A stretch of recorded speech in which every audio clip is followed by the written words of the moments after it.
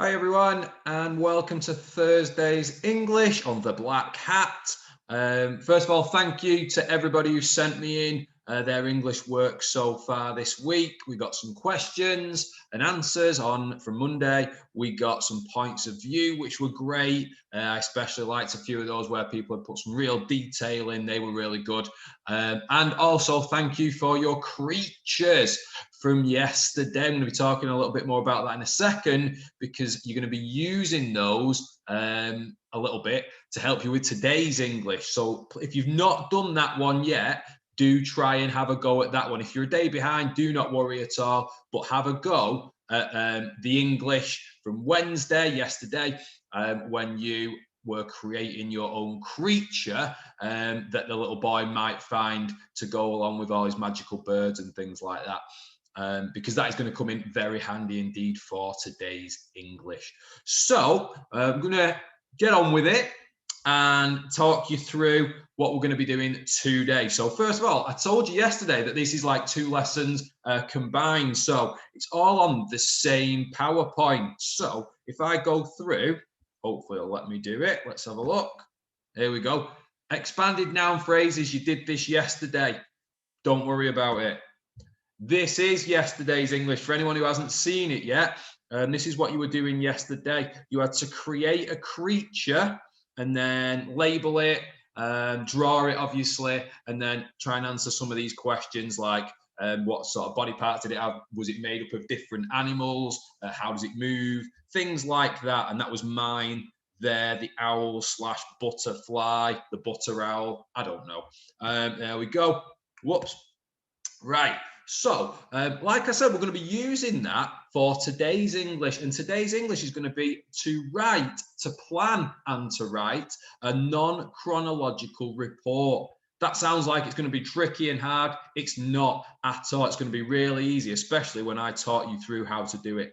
So non-chronological means not in order, not in time order.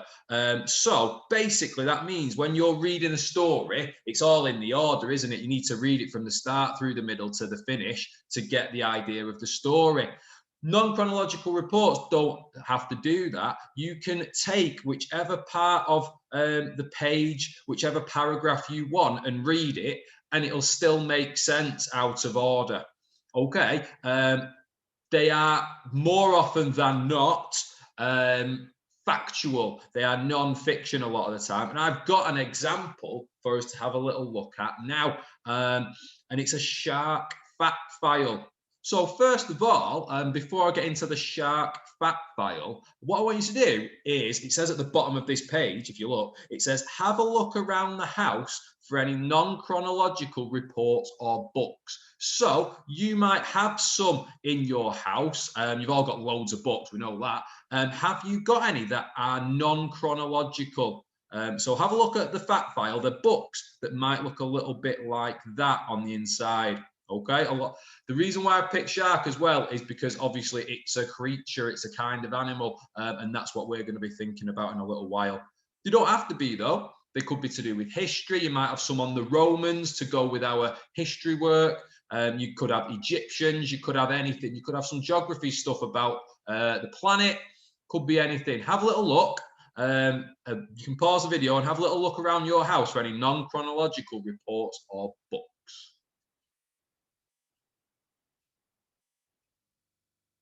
Okay, so hopefully you've had a good look. Hopefully you managed to find some and had a little flick through them just to give you an idea about what a non-chronological report might look like. So I'm going to read it out first of all, the one I've got. It's a shark fact file, as I said. So you can, there's a link to this on our Class Dojo page, so you can have a closer look yourself if you want to, or you can print it out if you want to, or you can just use the video and see what I'm reading and listen. So we've got a shark fact file. Sharks are a type of fish, but instead of having bones, their skeleton is made of cartilage. This is what your ears and the tip of your nose are made from. There are more than 500 different species of shark, including the great white shark, the grey reef shark, hammerhead shark, tiger shark, blue shark, bull shark, and many others. Scientists believe that sharks have existed in our oceans for around 455 million years. Some species of sharks prefer to live alone, while others live in groups called a school, shoal, or shiver. Stop there for a second.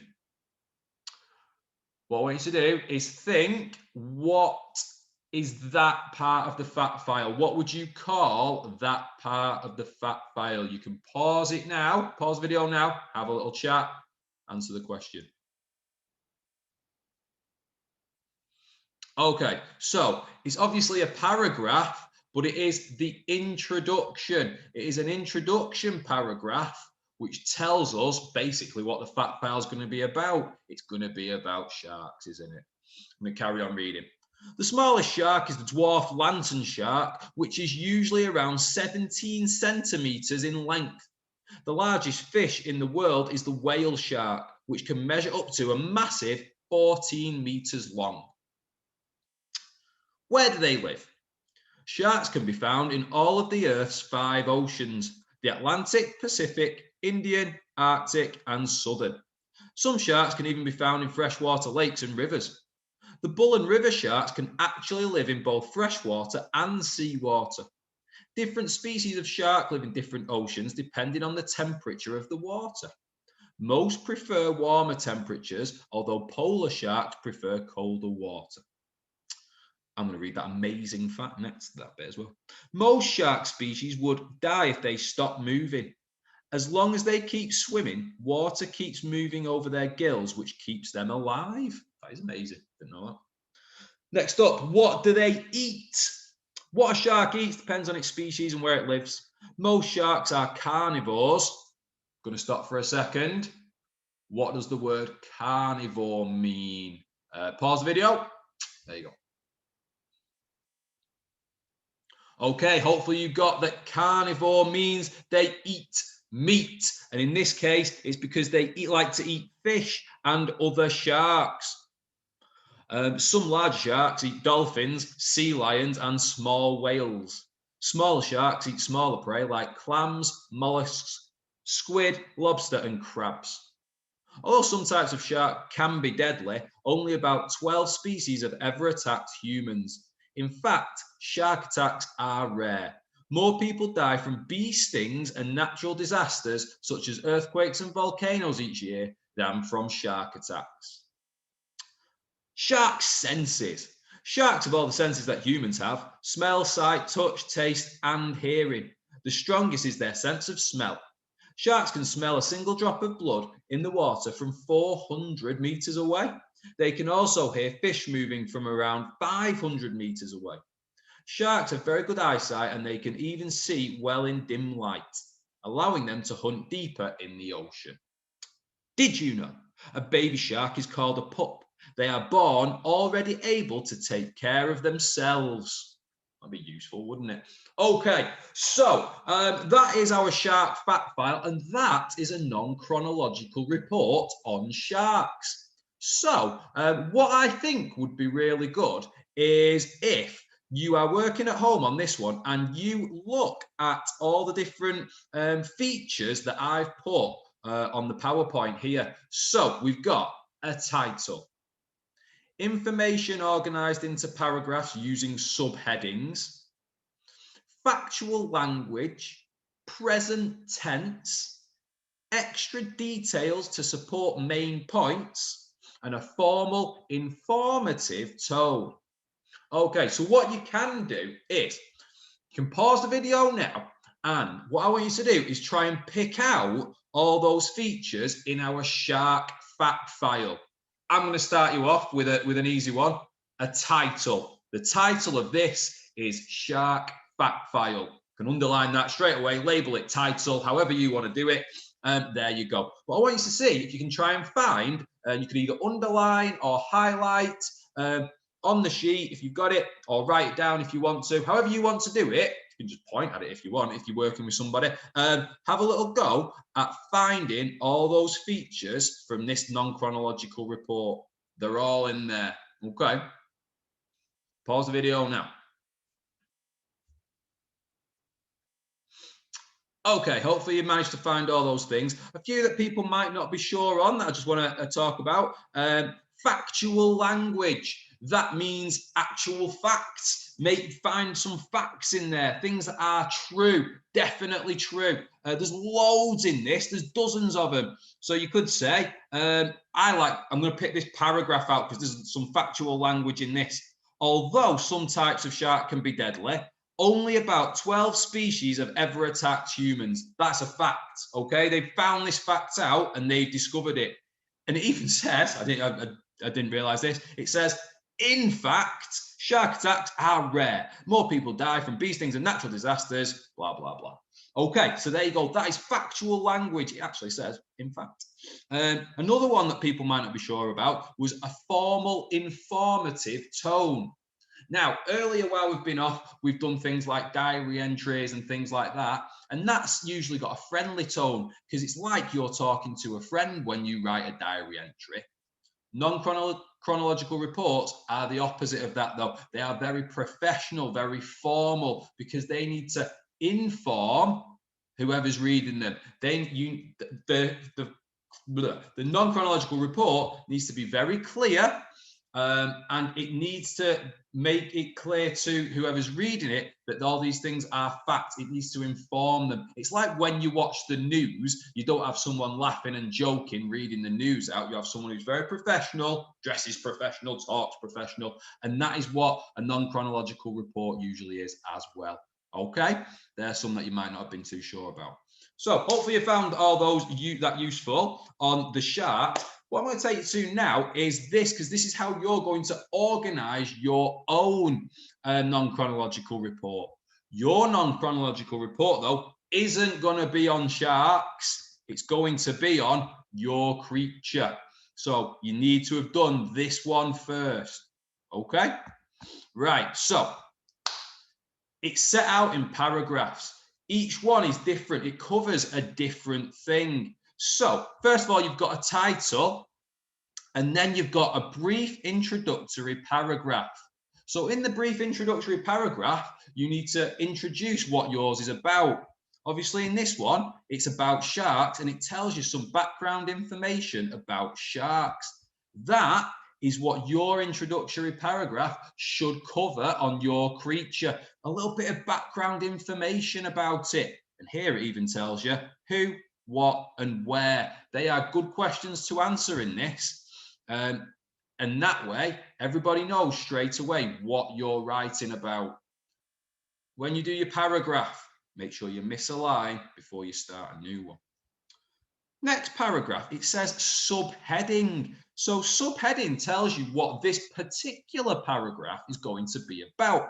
So in this one, our sharks one, it's the subheading here is where do they live? So I know before I read the rest of this paragraph that this paragraph's going to be about where sharks live. Handy, isn't it? So if I'm looking at this and I'm just thinking, right, I've got a question, I need to know where sharks live. I'm going to go straight to the chapter. Where do they live? Okay. Next one. Next paragraph is what do they eat? So I know if I want to find out a little bit more about what sharks eat, I can jump straight to this paragraph here, which is really handy in a non-chronological report. Helps me find the facts quicker. And then the last one, this paragraph, has got a subheading of shark senses. So I know all about that. So what you need to think about, first of all, is when you are organizing these paragraphs, decide what each paragraph's going to be about. Here we've got 1, 2, 3, 4. So, introduction paragraph. Tell me a bit about the sharks. This one, where do they live? What do they eat? Shark senses. And then you write about each thing separately. And you need to do the same sort of thing for your creature. You might say where they live. You might say what they eat. You might do senses, but you might do something different. You might want to talk about some other different things that they can do or where they come from. You might want to talk about any special powers that they might have and things like that. Okay, can be anything. Decide what each of your paragraphs is going to be about. That is very important, and give them a subheading. Then most of these stay the same thing in them because you do the same thing each time. You use facts, factual language. Talked about that. You talk in the present tense because it's happened. You're telling them now about these things. You don't say once upon a time, blah, blah, blah, all this happened. Sharks do this, sharks do that. Okay, so that's what you need to remember to do. And then you might have, doesn't say it on there, but you might have some of these extra little boxes, some amazing facts or did you knows. Okay, you can do it like that. You don't just have this page here looks a bit boring because it's just showing you to set it out in paragraphs like that. I want yours to look like this. Get a picture of your creature. Get some boxes with some facts in. You can do it on your computers, on your laptops if you want to. That might be a nice way of doing it. If you feel confident and comfortable making it on a computer, you can do. And then you can send it me and I can have a good look.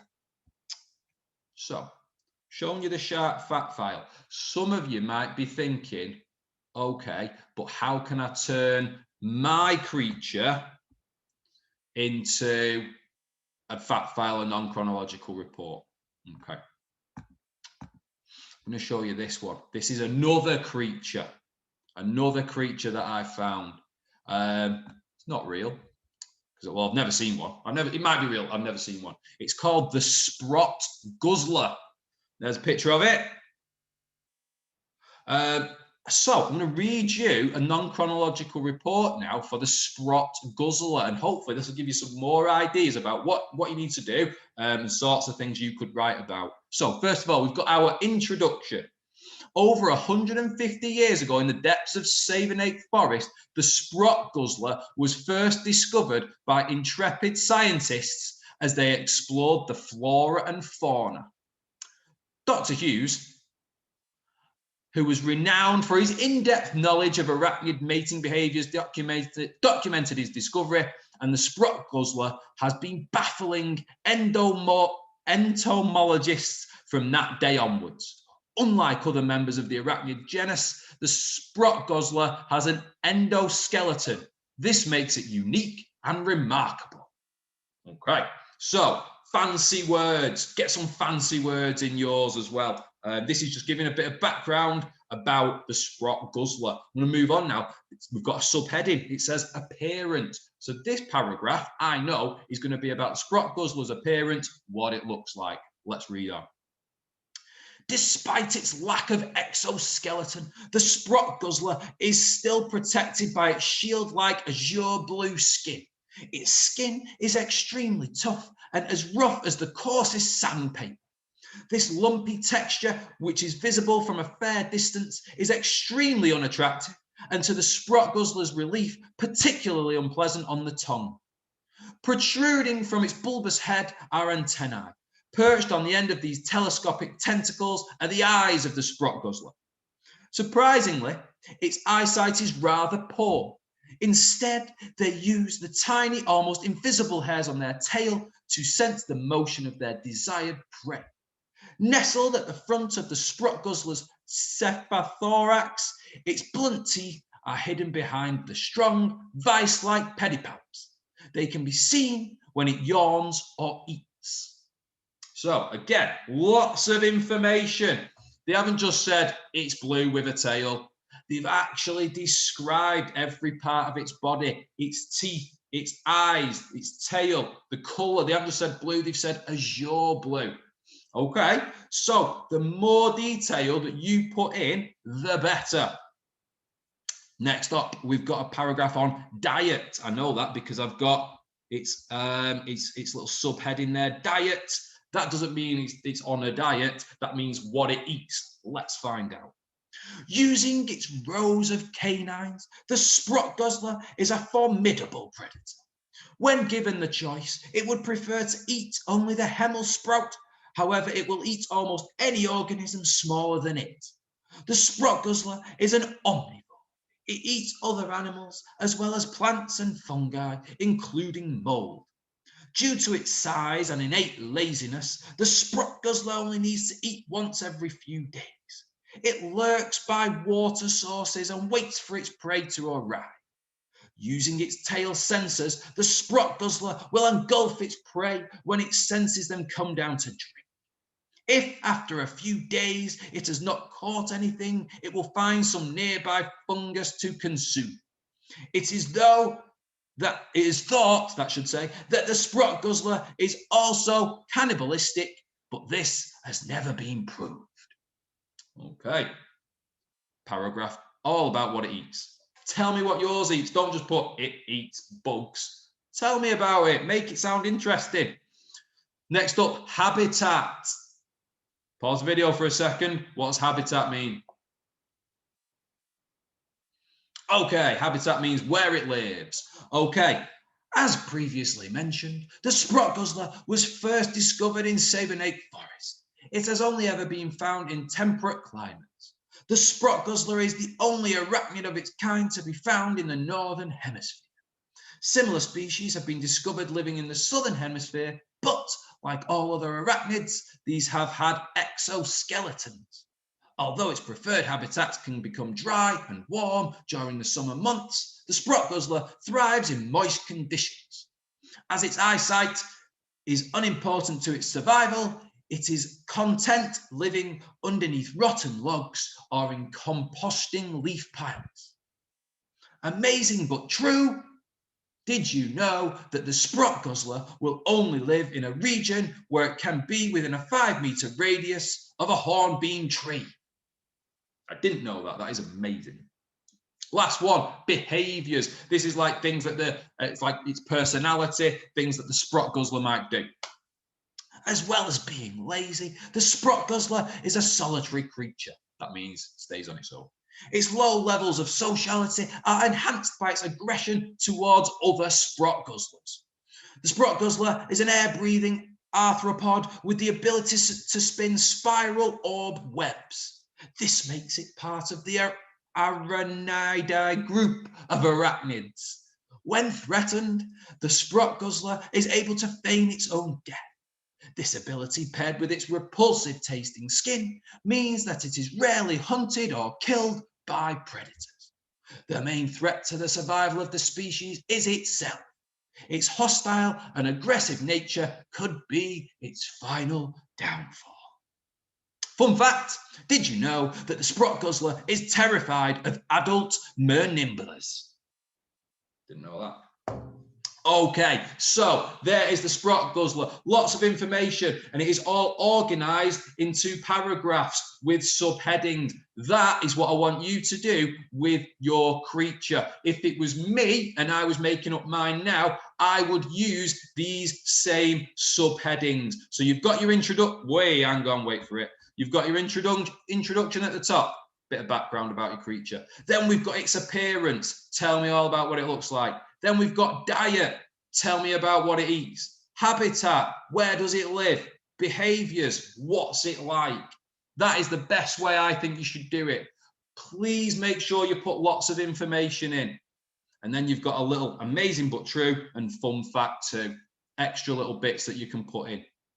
One last thing, because I know some of you will be itching to get going. Some sentence openers for you. I'll put this on Class Dojo so you can grab it and have a look. These are lots of different ways you can start your sentences, and these sound really good in a non-chronological report.